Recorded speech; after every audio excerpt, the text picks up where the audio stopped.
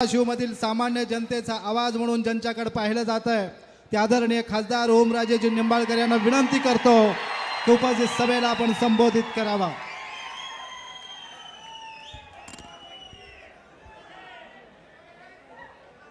मला वाटतं आबैरावचं झाल्यावर आमचं कुठं आता असो। महाराष्ट्र विधानसभा सार्वत्रिक निवडणुका 2024 आज या ठिकाणी लातूर शहरचे आमदार अमितजी देशमुख साहेब या आणि लातूर ग्रामीणचे आमदार धीरज भैया देशमुख साहेब आणि आता ज्यांचं भाषण ऐकलं खरं मला वाटतं तुमच्याकडे कुठे गेले तर आबैराव निलंग्याचे हां भावी बिवी काळजी करू नका ती 20 तारखेला होतेच। आबैजी साळुंके या सर्वांच्या प्रचारार्थ आज आपण या ठिकाणी ज्या सभेचं आयोजन केलंय या सभेला उपस्थित असलेले सहकार महर्षी आणि सहकारी संस्था कशा चालवाव्या याचं उदाहरण फक्त महाराष्ट्राला नाही तर पूर्ण देशाला देणारे आदरणीय माजी मंत्री दिलीपरावजी देशमुख साहेब या ठिकाणी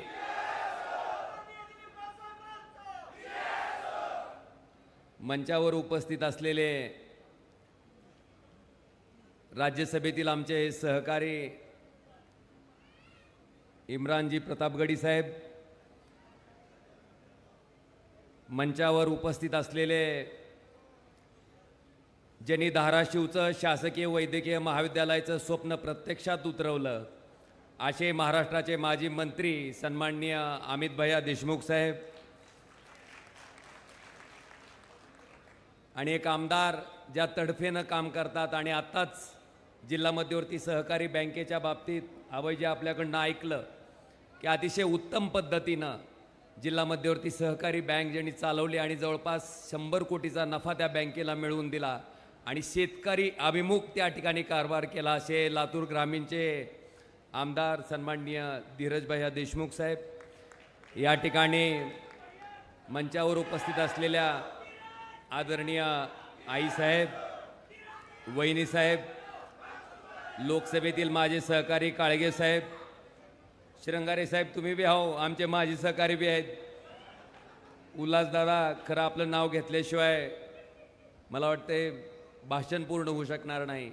कैलासवासी विलासरावजी देशमुख साहेबांचं अगदी सावलीप्रमाणे साथ देणारे आणि परम मित्र उल्हासदादा पवारजी, आता मंचावरील सर्व मान्यवरांची क्षमा मागून आपल्या सर्वांचाच नामोल्लेख आदरणीय व्यासपीठ असा करतो आणि व्यासपीठाच्या समोर उपस्थित असलेली ज्या लोकांनी कैलासवासी विलासरावजी देशमुख साहेबासारखं नेतृत्व या ठिकाणाहून महाराष्ट्राला दिलं ती तमाम या ठिकाणची वडीलधारी जनता, वडीलधारी मंडळी, उपस्थित बंधू भगिनी आणि मित्रांनो, मला वाटते मी काय फारसं सांगायची आवश्यकता नाही, इथं प्रचार करायची आवश्यकता नाही, कारण 1983 पर्यंत हा लातूर जो जिल्हा झाला तो धाराशिवमध्ये उस्मानाबादमध्ये तालुका होता, बरोबर आहे का नाही?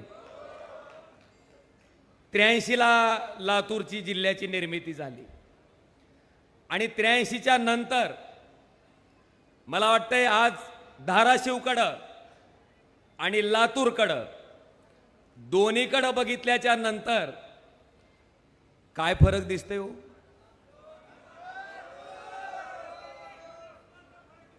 काय आमचं धाराशिव पुढे दिसते आणि लातूर मागे दिसते का?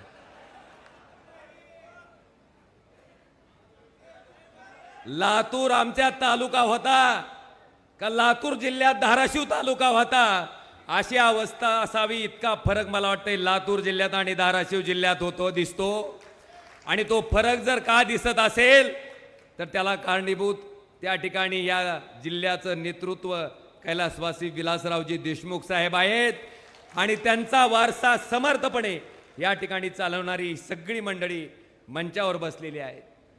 आबाईजी आपण म्हणलात की माझ्या कामाचा, अभयजी मी नशिबवान माणूस आहे की मला विलासरावजी देशमुख साहेबांना जवळून अनुभवता आलं, त्यांना काम करत असताना बघता आलं. मला वाटतंय त्यांचा आदर्श आपण घेण्यासारखा आहे. महाराष्ट्राच्या मुख्यमंत्री पदावर असणारा माणूस जर सामान्य माणसाचा फोन उचलू शकत असेल तर आपण साधे खासदार आहेत, आपण का उचलू शकत नाही? हा आदर्श सुद्धा आम्ही विलासरावजी देशमुख साहेबांकडून शिकला. आज साहेबांचं त्या ठिकाणी सहवास मला लाभला. लोकनेते गोपीनाथरावजी मुंडे साहेबांचा सहवास मला लाभला. हिंदुराज सम्राट शिवसेना प्रमुख बाळासाहेब ठाकरेंचा सहवास मला लाभला. ही सगळी मंडळी लोकनेता होण्यासाठी काय असावं लागतं, किती त्याग करावा लागतो, किती समर्पण असावं लागतं, हे सगळ्यांचे धडे देणारी ही सगळी मंडळी होती. आणि या साऱ्यांचा सहवास आणि ह्या कामाची पद्धत मला जवळून अनुभवता आली. मला वाटतं हे सुद्धा माझं नशीब आहे. आजपर्यंत पवार साहेबांच्या जवळ कधी जाता आलं नव्हतं. काही राजकीय अडचण होती माझी, पण ती सुद्धा अडचण मागच्या काही काळामध्ये दूर झाली आणि पवार साहेबांना सुद्धा मी जवळून अनुभवलंय. आज मला आपल्या सगळ्यांना सांगायचं आहे की खऱ्या अर्थानं सामान्य माणसानं नेतृत्व घडवल्याच्या नंतर त्या जिल्ह्याचा विकास किती ताकदीनं होऊ शकतो हे दर्शवायचं काम लातूरच्या नेतृत्वानं पूर्ण महाराष्ट्राला वारंवार दाखवून दिलंय. आज मला आवर्जून सांगावंसं वाटतं की महाराष्ट्रात क्रमांक 2च्या लीडनं मी लोकसभेचा खासदार म्हणून निवडून आलो. त्याच्यामध्ये सर्वात मोठा वाटा कुणाचा असेल तर मला वाटतं अमित भैया, अगदी आपण स्वतः उमेदवार असल्या पद्धतीनं त्या ठिकाणी माझ्यासाठी प्रचार केला आणि आज तब्बल 3,30,000 इतकं मताधिक्य घेऊन देशाच्या लोकसभेत पाठवायचं काम अमित भैयांच्या माध्यमातून त्या ठिकाणी झालंय. आज माझ्या इथल्या सगळ्या शिवसैनिकांना माझी नम्र विनंती आहे, नम्र निवेदन आहे की त्या ठिकाणी लोकसभेला ओमराजे उमेदवार असताना सुद्धा अमित भैया स्वतः उमेदवार असल्यासारखं त्या ठिकाणी पायाला भिंगरी लावून फिरलेत. आज बांधवांनो, तुमची आमची जबाबदारी आहे की भैयांना सुद्धा तितक्याच ताकदीनं आपल्याला महाराष्ट्राच्या विधानसभेत पाठवायचंय. दिलीपराव साहेब असतील, धीरज भैया असतील, आपण साऱ्यांनी त्या ठिकाणी माझ्या विजयामध्ये सगळा मोठा हातभार आपण लावला, ज्याच्यामुळं हा ओमराजे या ठिकाणी देशाच्या लोकसभेत गेलेला दिसला. आज इथं बरेचसे शेतकरी उपस्थित आहेत का नाही? भाई और बहनों, केवढे निघायला सोयाबीन?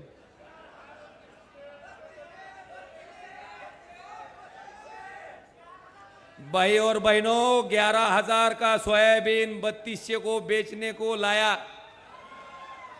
अभी तो निश्चित हुई क्या नहीं हुई?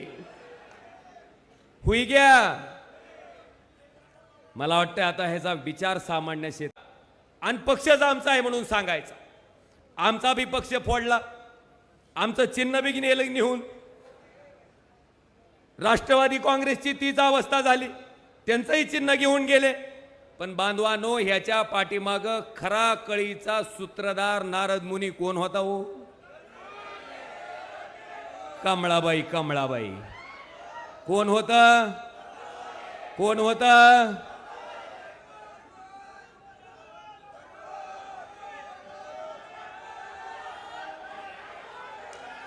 मला आपल्याला एवढंच म्हणायचंय की मागच्या 2.5 वर्षातलं महाराष्ट्रातलं नासवलेलं राजकारण तुम्ही आम्ही सगळ्यांनी जवळून बघितलंय. त्या नासवलेल्या राजकारणाला जर मूठ माती द्यायची असेल तर त्या ठिकाणी महाविकास आघाडीचं सरकार तुम्हा आम्हाला आणल्याशिवाय दुसरा कुठलाही पर्याय बांधवानो त्या ठिकाणी शिल्लक नाही. आणि मी म्हणतो, प्रचारात फार कुठला मोठा मुद्दा घ्यायचाच नाही. तुम्हाला फडणवीसला मुख्यमंत्री करायचंय का? ह्याच्यापेक्षा काही जास्त मुद्दा घ्यायची गरज? मला काय म्हणायचं ते तुमच्या लक्षात आले. आज मला आवर्जून सांगावंसं वाटतंय की भैयासाहेब, आपल्यामुळं 2.5 वर्ष महाविकास आघाडीचं सरकार असताना 2 वर्ष आपले कोरोनामध्ये गेली आणि भैयासाहेब वैद्यकीय शिक्षण मंत्री होते. त्यांच्या कार्यकाळामध्ये आमच्या धाराशिवचं शासकीय वैद्यकीय महाविद्यालय सुद्धा अमित भैयाने त्या ठिकाणी मंजूर करून दिलं.